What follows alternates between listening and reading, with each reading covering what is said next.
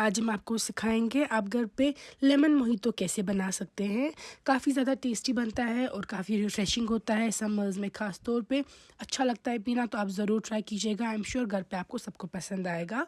तो इसमें हमने सिंपल से इंग्रेडिएंट लिए हैं, मिंट या पुदीना और स्प्राइट हमने लिए है। कोल्ड ड्रिंक आप यही यूज़ कीजिएगा, एक बेस्ट फ्लेवर देगा आपको। इसमें हमने लेमन यूज़ किए हैं इसमें।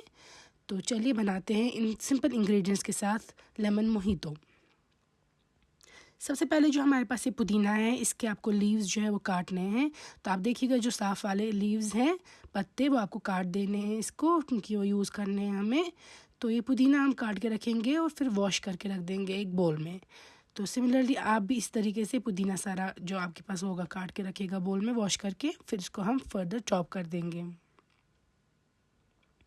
यहाँ पे हमने एक लेमन यूज़ किया है, इसको हम जूस निकालेंगे। पहले हम इस तरीके से लेमन को प्रेस करेंगे, इससे इसका जो अंदर होता है वो जूस अच्छे से बाहर आ जाता है फिर, क्योंकि ये सॉफ्ट हो जाता है लेमन। तो लेमन का हमने एक जूस लिया है, एक लेमन का जूस। और हमने यहाँ पे जो नींबू है या लेमन इस तरीके से चॉप किए हैं। अब जो पुदीना है उसको आपको चॉप करना है छोटे पीसेस में। ये देखिए, अब नॉर्मल चाकू से इसको चॉप कीजिएगा, थोड़ा छोटा बनाना है इसको। तो ये देखिए पुदीना जो है ये हमने चॉप किया। अब हमने एक ग्लास लेंगे जिसमें आपको बनाना है। सबसे पहले आप इस ग्लास में डाल देंगे पुदीना जो आपने चॉप किया था वो। पुदीना आपको एक बंच लेना है, ज़्यादा नहीं। फिर उसके बाद हम इसमें डाल देंगे एक नींबू का रस, लेमन जूस, जो हमने एक नींबू से निकाला था लूम।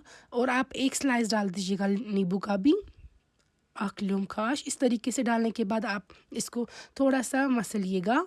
उसके बाद आप ये स्प्राइट जो है ये इसमें ऐड कर दीजिएगा।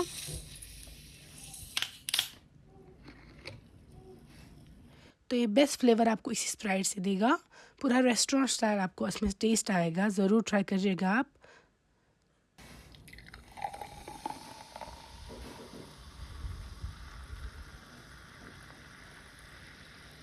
तो आपको इसको स्प्राइट पूरा ऊपर तक डाल देना है। प्रेफरेबली अगर ठंडा स्प्राइट होगा तो फिर ज़्यादा अच्छा फ्लेवर आपको आएगा इसमें।